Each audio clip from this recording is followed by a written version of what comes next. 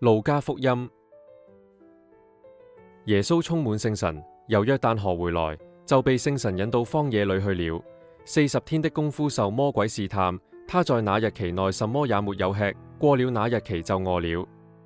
魔鬼對他說：你若是天主子，命這塊石頭變成餅吧。耶穌回答說：經上記載，人生活不只靠餅。魔鬼引他到高處，頃刻間把普世萬國指給他看，並對他說：這一切權勢及其榮華，我都要給你，因為全交給我了。我願意把它給誰，就給誰。所以你若是朝拜我，這一切都是你的。耶穌回答說：經上記載，你要朝拜上主，你的天主，唯獨奉事他。魔鬼又引他到耶路撒冷，把他放在聖殿頂上，向他說：你若是天主子，從這裏跳下去吧。因為經上記載，他為你吩咐了自己的天使保護你，他們要用手托着你，免得你的腳碰在石頭上。耶穌回答說：經上說，不可試探上主，你的天主。魔鬼用盡了各種試探後，就離開了他，再等時機。耶穌因聖神的德能，回到加里肋亞，他的名聲傳遍了臨近各地。他在他們的會堂內施教，受到眾人的稱揚。他來到了納匝肋，自己曾受教養的地方，按他的習慣，就在安息日那天進了會堂，並站起來要誦讀。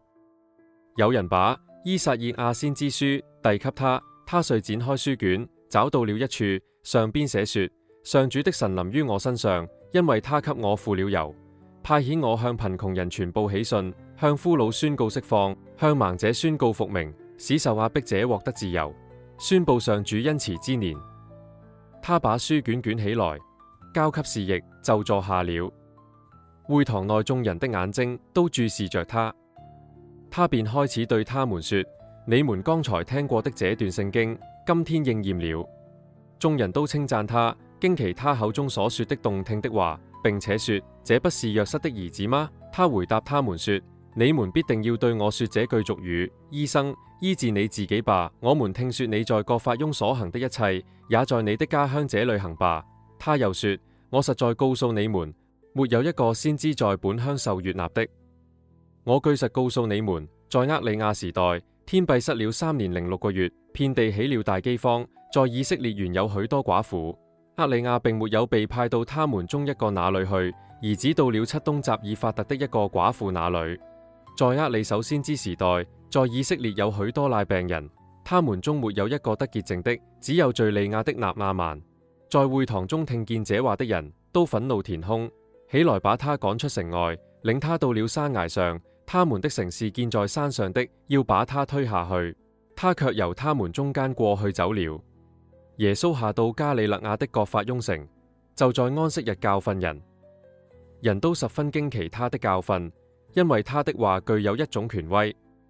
在會堂裏有一個附着邪魔惡鬼的人，他大聲喊叫說：啊，納匝肋人耶穌，我們與你有什麼相干？你來毀滅我們嗎？我知道你是誰，是天主的聖者。耶穌斥責他說：不要作聲，從這人身上出去。魔鬼把那人摔倒在人中間，便從他身上出去了，絲毫沒有傷害他。遂有一種驚駭籠罩了眾人，他們彼此談論說：這是什麼事？他用權柄和能力命令邪魔，而他們竟出去了。他的名聲便傳遍了附近各地。他從會堂裏出來，進了西滿的家。西滿的岳母正發高熱，他們為他祈求耶穌。耶穌就走到他身邊，斥退熱症，熱症就離開了他。他立刻起來服侍他們。日落後，眾人把所有患各種病症的都領到他跟前，他就把手覆在每一個人身上，治好了他們。又有些從許多人身上出來的魔鬼吶喊說：你是天主子。他便斥責他們，不許他們說話，因為他們知道他是默西亞。天一亮，耶穌就出去到了荒野地方，群眾就尋找他，一直來到他那裏，挽留他不要離開他們。他卻向他們說：我也必須向別的城傳報天主國的喜訊，因為我被派遣，正是為了這事。他就常在猶太的各會堂中宣講。